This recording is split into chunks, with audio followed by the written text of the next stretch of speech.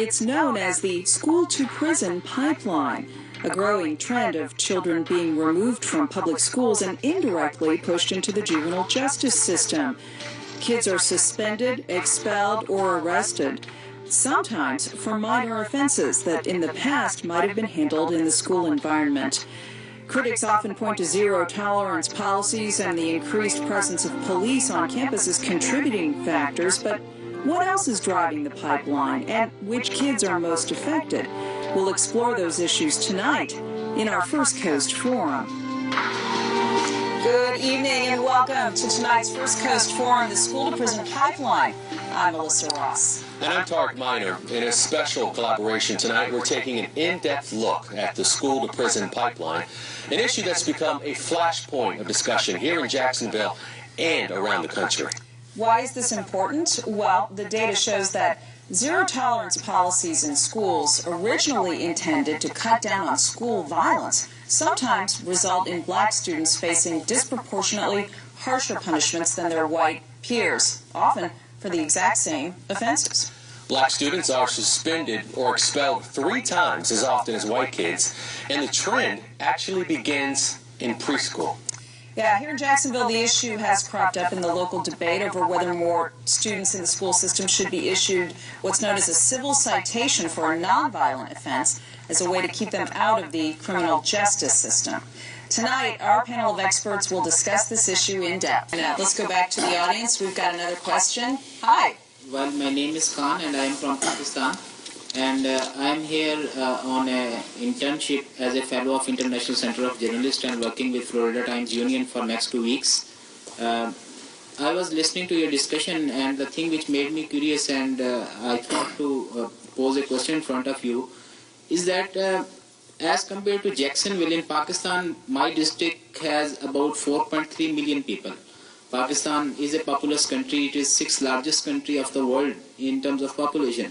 But the number of prisoners, 2 weeks before when I came from Pakistan, the juveniles or the children in the prison were 13. And out of them, 9 were their personal cases and 4 were the school violence cases. So what do you think are the root causes that in USA, more number of students are violent as compared to other countries if we see figures? What are the root causes you see for this growing violence in students at school? Thank you. Thanks for the question.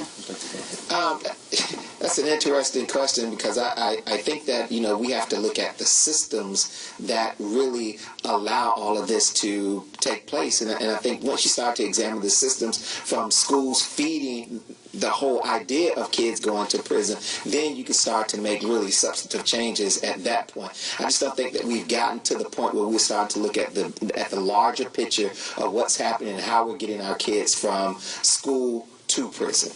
I think anytime we see, when we attack this problem, you have to look at it from multiple levels. I think certainly from a zero-tolerance point of view, from the criminalization of the code of conduct, we have a problem from an infrastructural point of view at the state level, at the city level, but then you go deeper. And you cannot look statistically at what's happening in schools regarding suspensions or in schools regarding arrests or in the greater community and not talk about the issue of race. It's clear in the numbers. And we have to recognize that schools are a microcosm of what's happening in our greater society. So statistically, when you're seeing the arrests and the suspension disproportionately impacting African American students, well, that also permeates the incarceration rate, the unemployment rate, lack of health care, and all of that is coming together in our school system. So one thing that I've been very transparent and vocal about is recognizing that we have a problem.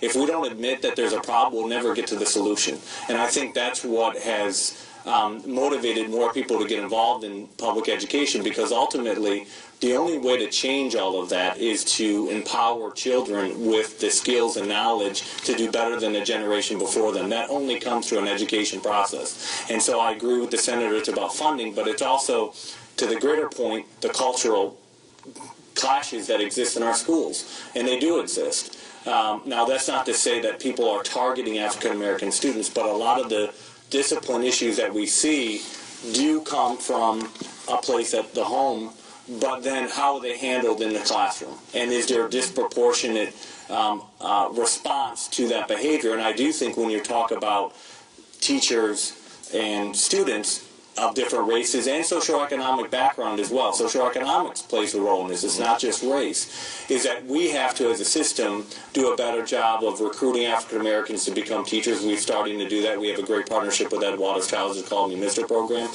We have to change our curriculum, which we've done. Kids have to see themselves in the curriculum, and so that they are more engaged. And then we have to go back to not just teaching the academics, but teaching the social behavioral pieces that we've lost.